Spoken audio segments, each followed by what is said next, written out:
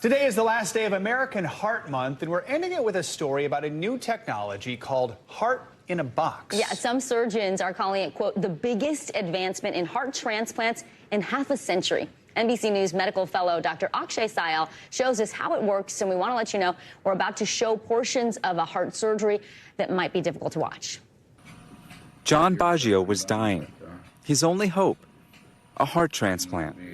Without one, his doctors at Northwestern Medicine only gave him weeks to months to live.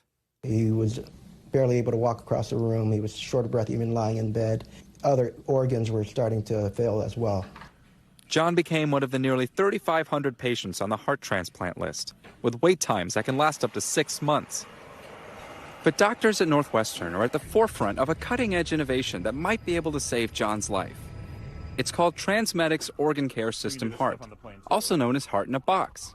It keeps a donor heart beating outside a body for up to 12 hours by giving the heart warm blood and nutrients. The Heart in the Box device is the biggest advancement in heart transplantation since the 60s and 70s when it started.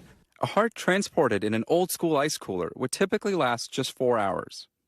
That extra time means medical teams can now travel further than before to get a donor heart.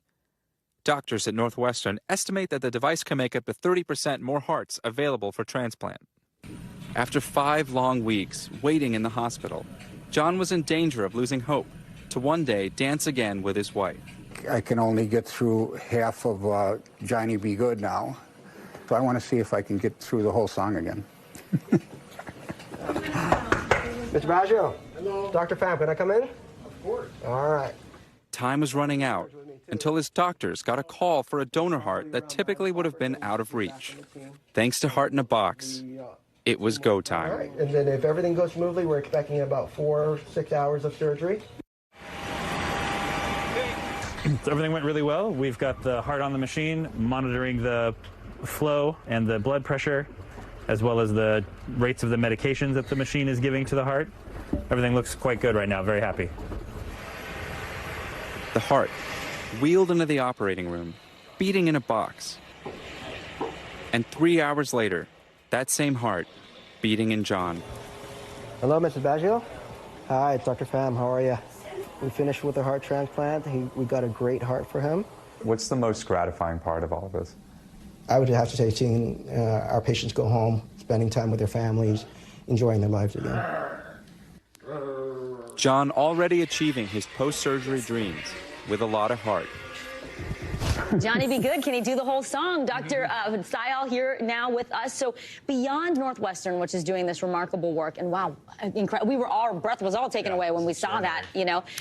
Who else is doing this? Where else is it going to be available? Yeah, so there's about 29 places across the country who are offering this Heart in the Box. And for those out there who are on the heart transplant waiting list wondering, you know, can I get access to this? Yeah. I'll tell you what John did. And he and his wife actually saw a news article about this, and they took it to his surgeons. They advocated for themselves. For those out there who are on the list, bring it up with your doctors. Ask if this is something we are offering at the facility, because it does extend that radius. It does make more hearts available for transplant, getting you off the waiting list sooner. It's truly remarkable to see. Thank you so much, Dr. Akshay Syal, for bringing us that story.